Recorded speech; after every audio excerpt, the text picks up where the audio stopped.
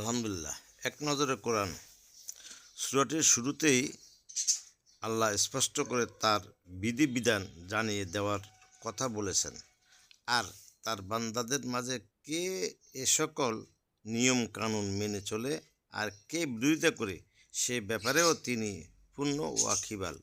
এর সাথে রিলেট করে সূরার শেষ দিকে আল্লাহ বলেন, সুতরাং যারা রাসূলের আদেশের বিরোধিতা করে তাদের সাবধান হওয়া উচিত, তাদেরকে কঠিন পরীক্ষা স্পর্শ করবে অথবা তাদেরকে স্পর্শ করবে যন্ত্রণাদায়ক শাস্তি।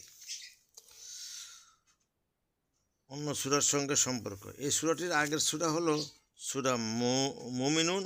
আল্লাহর কাছে ক্ষমা ও করুণা চাইবার উপদেশ দেওয়ার মাধ্যমে সূরাটির ইতি টানা হয়েছে।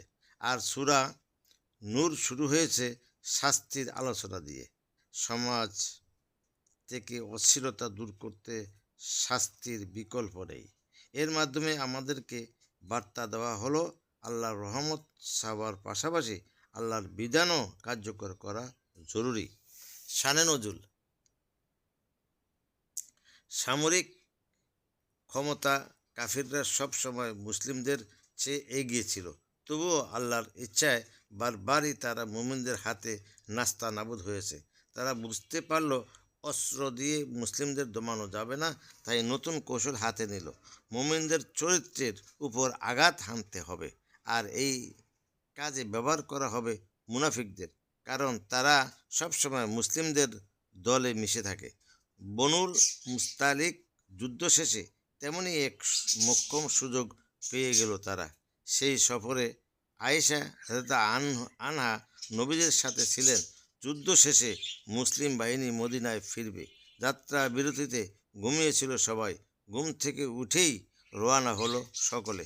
পেছনে পড়ে গেলেন আয়েশা রাদিয়াল্লাহু আনহা। আরেকজন সাহাবী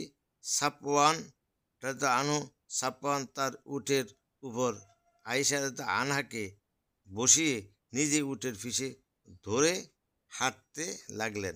কিছুটা সময় পর তারা কাফেলার সাথে মিলিত হলেন। আর এই ঘটনায় মুনাফিকরা ফেদে বসে এক মুখরোচক গল্প। তাদের দুজনের উপর চাপিয়ে দেওয়া ভয়ঙ্কর এক অপবাদ, আর এতে করে মুসলিমদের মধ্যে দেখা দেয় ভীষণ বিভ্রান্তি। সেখান থেকেই আল্লাহ তাদের হেফাজত করেন, সেই সাথে নাজিল করেন সূরা নূর, যেখানে আয়েশা রাদিয়াল্লাহু আনহাকে সচ্চরিত্রের সার্টিফিকেট দেওয়া হয়, আর যারা এই ন্যাক্কারজনক কাজে জড়িয়েছিল তাদেরকে দেওয়া হয় বিরাট হুমকি ধমকি। পাশাপাশি ভবিষ্যতে এই ধরনের পরিস্থিতি